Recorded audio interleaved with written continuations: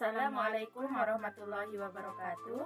Perkenalkan, saya Mita Hulusna Dan saya Rosalinda. Kami dari kelompok 2 akan menjelaskan bagaimana cara penggunaan alat peraga sistem pernapasan manusia.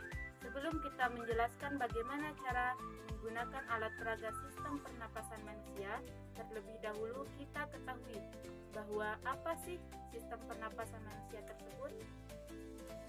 Sistem pernapasan manusia adalah kumpulan organ yang terlibat dalam proses pertukaran oksigen dan karbon dioksida dalam darah. Adapun alat yang digunakan dalam pembuatan alat peraga tersebut ialah gunting, pensil, dan pisau. Adapun bahan yang digunakan dalam pembuatan alat peraga tersebut adalah yang pertama itu ada kertas HPS, kertas manila, sedotan, selang, tusuk sate, gambar, double tip, balon, dan kardus. Fungsi dari alat peraga sistem pernapasan manusia adalah membantu dan memahami struktur dan fungsi sistem pernapasan manusia secara visual atau nyata.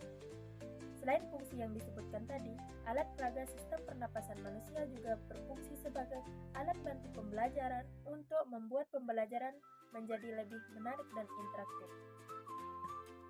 Nah, ini adalah sistem pernapasan manusia. Jadi, sistem pernapasan manusia terdiri dari beberapa organ, yaitu hidung, faring, laring, trakea, paru-paru. Nah, di paru-paru ini terdapat bronkus, bronkiolus, alveolus, dan diafragma. Yang pertama-tama, udara yang dari luar akan masuk melalui rongga hidung.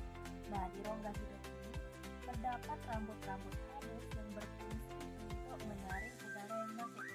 Nah, setelah udara yang masuk melalui rongga hidung akan melewati faring atau tenggorokan.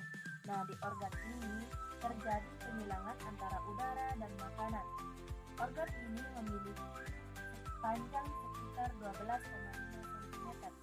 Setelah melewati faring, udara akan masuk melalui laring, kemudian masuk melalui trakea, dan akan masuk melalui bronkus atau cabang batang dari tenggorokan. Dua cabang ini kita anggap sebagai bronkus, dan di antara dua cabang ini terdapat cabang lagi yang disebut sebagai bronkiolus. Nah, bronkus dan bronkiolus ini berfungsi untuk menyediakan jalan bagi udara yang ingin masuk dan keluar dan menuju paru-paru. Nah, selain bronkus dan bronkiolus, ada juga yang dinamakan sebagai alveolus. Nah, alveolus ini kita ibaratkan sebagai dua balon ini. Nah, alveolus ini adalah tempat pertukaran antara oksigen dan karbon dioksida. Kemudian ada diafragma. Nah, diafragma ini adalah otot utama yang digunakan saat bernapas. Setelah pertukaran selesai, maka udara yang berisi oksigen akan dibawa oleh pembuluh kapiler menuju ke jantung. Kemudian akan disebarkan ke seluruh tubuh. Kemudian, udara yang berisi karbon dioksida akan dibawa ke atas melalui trakea, laring, faring, kemudian keluar melalui hidung. Nah, udara yang keluar melalui hidung itu saat kita bernapas disebut dengan karbon dioksida. Sini saya akan menunjukkan bagaimana gambaran ketika manusia bernapas. Nah, di sini ada botol. Nah, di dalam botol ini terdapat udara. Ketika saya menekan botol ini, yang akan terjadi adalah udara akan masuk dan balon akan mengembang. Nah, jika udara masuk ke dalam tubuh, maka alveolus akan mengembang seperti ini. Nah, ini dinamakan dengan inspirasi atau udara yang masuk ke dalam paru-paru.